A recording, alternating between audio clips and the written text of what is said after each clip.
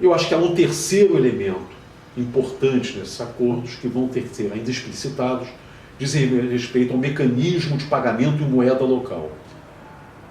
A China ofereceu ao país a possibilidade de nós usarmos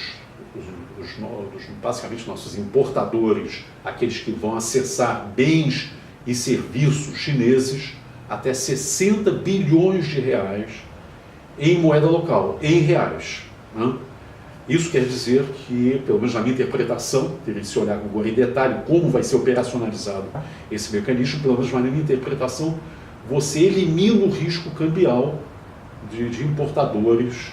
brasileiros para bens e serviços chineses e outras transações que envolveriam potencialmente um risco cambial. Ou seja, você elimina, na verdade, o dólar dessa transação, entre aspas, enquanto moeda, e basicamente você zeraria, em tese, o risco cambial. É um valor bastante significativo, são 60 bilhões de reais, é 1,2% do nosso PIB, aproximadamente. Então, isso daí, de novo, uma vez que esse mecanismo se concretize, se operacionalize, isso pode ser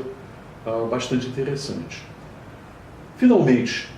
a grande pergunta que muitos se colocam é quais vão ser as condicionalidades. Obviamente não há almoço grátis e raramente esses tipos de acordo não tem muitos strings attached, né?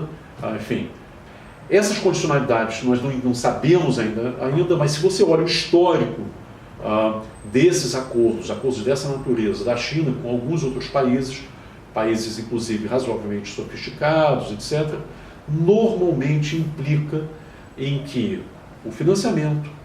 o investimento e a compra de bens e serviços, para falar de bens de capital e serviços chineses, estão atrelados, né?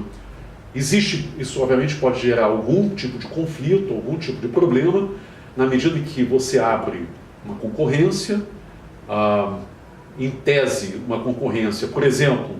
pela Lei 8666, não deveria discriminar o concorrente, deveria ser aberto a todos dentro de certos parâmetros que são especificados em lei e nas suas normativas. Então isso poderia gerar, digamos assim, uma tensão, de um lado, entre a legislação brasileira, as normas brasileiras, por outro, a necessidade, digamos assim, o objetivo dos chineses de venderem bens capitais e exportarem serviços, inclusive serviços de tecnologia. O último ponto que eu acho que eu gostaria de enfatizar é que, independente dessas questões mais pontuais, mais questões mais tópicas, digamos assim, o fato relevante é que essa relação Brasil-China tende a se aprofundar nos próximos anos. Os brasileiros, nós, o governo brasileiro, a sociedade brasileira, tem que fazer um esforço maior de entendimento da China, das motivações, dos drivers deles, digamos assim. Nós temos que fazer uma série de deveres de casa em termos de estabilidade macro, melhor ambiente econômico, melhor ambiente de negócios, de tal maneira que quando esses investimentos vierem, eles realmente têm um impacto positivo, um máximo grau, digamos assim, na nossa economia. Quer dizer, ou seja, não é suficiente esses acordos, memorandos de entendimento, por mais que eles venham a ser concretizados